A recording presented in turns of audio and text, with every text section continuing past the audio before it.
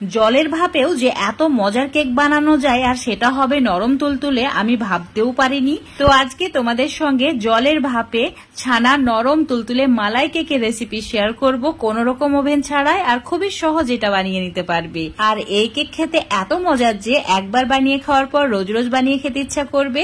তো আজকের এই ছানার কেক বানানোর জন্য লাগবে ছানা। এখানে 1 কাপ মতো ছানা আছে। তো এখন এটাকে একটা মিক্সার জারের মধ্যে নিয়ে নিতে হবে। এবার যে কাপের মাপ করে ছানা নিয়েছি ঠিক সেই কাপের মাপ করে 1 কাপ সুজি অ্যাড করে দিতে হবে। তারই সঙ্গে অ্যাড করে দিতে হবে 1 কাপের চেয়ে একটু কম চিনি, মানে চিনিটা নিজেদের স্বাদ বুঝে অ্যাড করবে, যে যেমন মিষ্টি খাও। তার সঙ্গে 2টি এলাচও দিয়েছি। আর ওই কাপের মাপ করে 1 কাপ আগে থেকে জাল করা ঠান্ডা দুধ অ্যাড করেছি।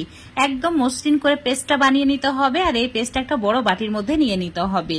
এবার এর মধ্যে অ্যাড করে দিতে হবে 1/2 চামচের একটু কম বেকিং সোডা, আর দিতে হবে 1 চামচের একটু কম বেকিং পাউডার। 1 চামচ সাদা তেল অ্যাড করতে হবে। ভালো করে একটু সময় নিয়ে, মানে 2-3 মিনিট সময় নিয়ে ফেটিয়ে নিতে হবে। এখন তোমাদের 3 মিনিট পর দেখাচ্ছি। আর মিশ্রণটা ঠিক এইরকম মসৃণ দেখতে হবে।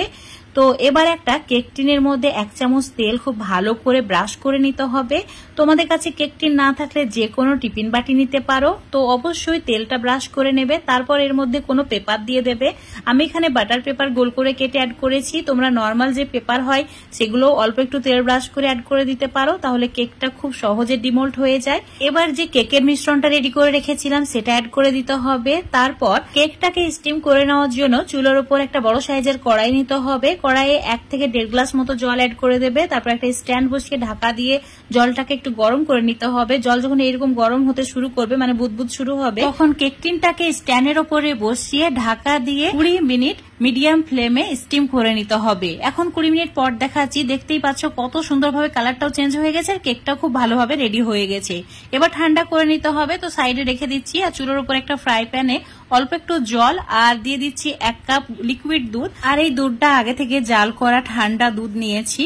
তো দুধটা অ্যাড করে দেওয়ার পর দিয়ে দিতে হবে 1/2 কাপ মতো চিনি, আর তার সঙ্গে দিতে হবে 1/2 কাপ গুঁড়ো দুধ। এবার এই 3টি উপকরণ ভালো করে একসঙ্গে মিশিয়ে নিতে হবে। চুলোর ফ্লেমটা মিডিয়াম টু লো করে রাখা আছে। কিছুক্ষণের মধ্যে দেখতে পাবে এটা ঘন হয়ে যাচ্ছে। খুব বেশি ঘন করে ফেললে হবে না, ঠিক এইরকম একটু ঘন হলেই হবে। এখন এই মালাইটা সম্পূর্ণ ঠান্ডা করে নিতে হবে। তো চুলো থেকে নামিয়ে এটা এখন রেখে দিচ্ছি সাইডে। এবার কেকটা সম্পূর্ণ ঠান্ডা হয়ে গেছে আর দেখেই বোঝা যাচ্ছে যে কত নরম তুলতুলে হয়েছে। তো ডিমোল্ড করে নেওয়ার পর তোমাদের দেখো এটার কালারটা, মানে দুটো সাইডে নিচের দিকটাও আর উপর দিকটাও একদম পারফেক্ট একটা কালার এসছে। তো একটা কাটা চামচ দিয়ে ঠিক এইভাবে ছোট ছোট ছিদ্র করে দিতে হবে, যাতে মালাইটা খুব সুন্দরভাবে ভেতর পর্যন্ত সোক করে নেয়। তো দেখতেই পাচ্ছ এখন মালাইটা যেটা ঠান্ডা করার জন্য রেখেছিলাম সেটা 1 কাপ মতো এভাবে উপর থেকে দিতে হবে, যাতে যে ছিদ্রগুলো করেছি তার মধ্যে দিয়ে এই মালাইটা যায় আর এই কেকটা একদম ভেতর থেকে জুসি হয়। তো তার জন্য উপর থেকে এভাবে দিয়ে দেবে। তারপর অল্প একটু যে কোনো বাদাম গ্রেট করে দেবে, তাহলে দেখতেও ভালো লাগবে আবার খেতেও ভালো লাগবে। তো এখানে 2টি পিস্তা বাদাম গ্রেট করে দিয়েছি। তারপরে কেকটাকে 1 ঘন্টার জন্য নর্মাল ফ্রিজে রেখেছিলাম। এখন তোমাদের 1 ঘন্টা পর দেখাচ্ছি। এই কেকটা এখন অনেক চিল্ড হয়ে গেছে, মানে দারুণ ঠান্ডা হয়েছে। আর এই মালাই কেকটা ঠান্ডা খেতে খুবই ভালো লেগেছে।